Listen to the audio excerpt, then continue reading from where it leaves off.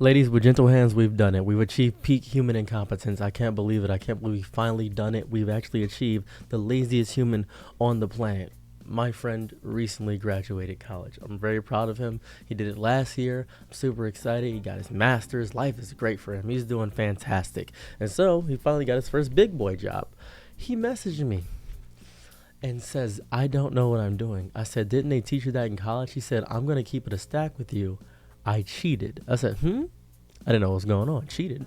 Perhaps he maybe didn't do an exam correctly or something of that variety. Maybe his professor passed him. Maybe he was getting down and dirty in the bedroom, being a mattress actress inside with his professor, something of that variety. I didn't know what was going on. But he said, no, I basically used Google Answers and Chat GPT for every essay that I ever did that were as important in college. I said, okay, Chat GPT came out not too long ago. You telling me the whole time you were in college you did ChatGPT? He said, well, I was using Google and I was using help from people online, but I didn't really understand the course subject, and I naturally was just using ChatGPT to get my degree. So now he is stuck at his job, not knowing what to do at all. He can't do any of his work. Not at all. Now, I don't know the specifics of what he does, but it seems to have a lot to do with Microsoft Excel and a lot of data management and a lot of stuff that deals with people impatience. That's essentially what he does.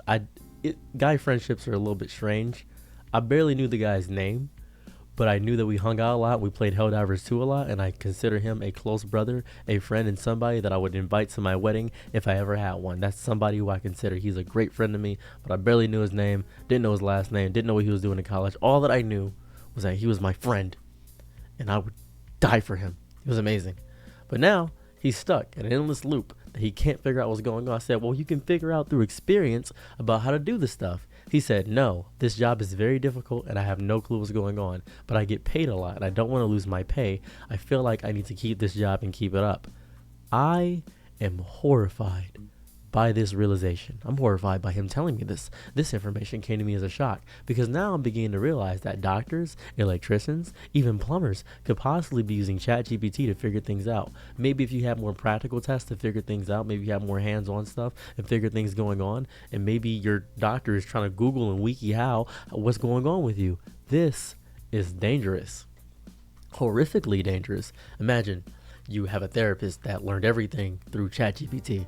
That may not actually be that bad. You might as well just use ChatGPT though at that point. Maybe you want to speak to a human in some capacity. Maybe your therapist is texting you or using a text response because you don't want to do face-to-face and generating AI responses to everything you say because they're using an AI version of themselves to speak to you. There's so many implications for how this is a bad thing, and now I'm discovering that everybody is cheating their way through college. He's not just my friend who's a one-off instance. That's one example. But I'm discovering it. This is a pandemic and an epidemic of many people, many children, many kids not knowing how to get through and just actively do the work.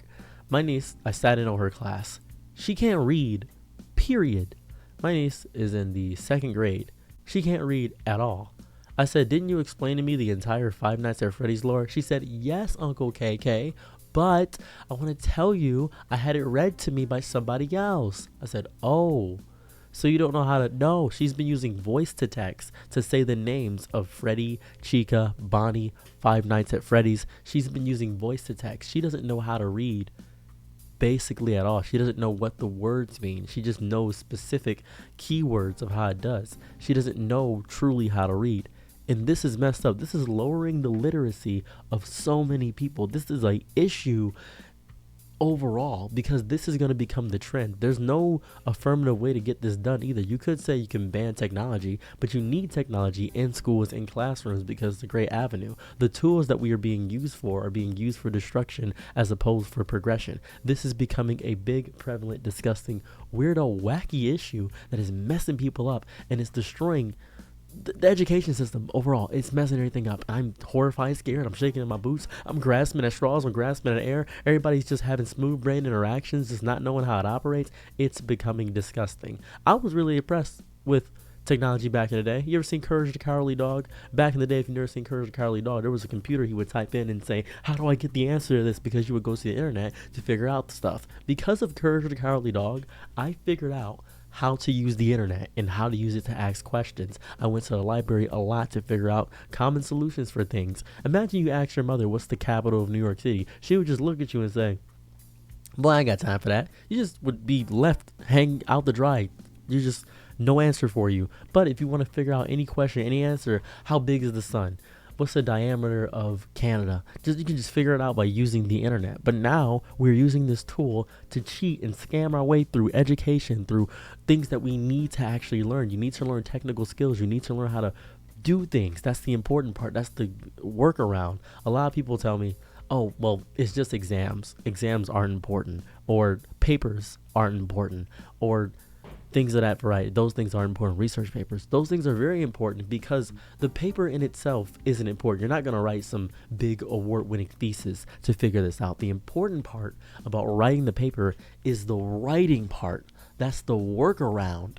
You do that to get through the minutia of everything. That's the important part. That's why you have to write papers, have to do research. It shows you how to problem solve. If you're using problem solving tools like ChatGPT to not do the hard part, you are skipping out and cutting out the middleman, which developed those skills through writing papers, because the way you develop a skill is to do the hard parts first. You don't work out one time and immediately get a masterful body. You don't do that. That's not how it works. It takes time, effort, skill, consistency, perseverance. It takes time and effort to develop these skills. That's what you got to learn. You got to learn the boring parts first, because to get to the cool skill at the end, to learn the masterful 100,000 kicks, you got to do the 100,000 parts.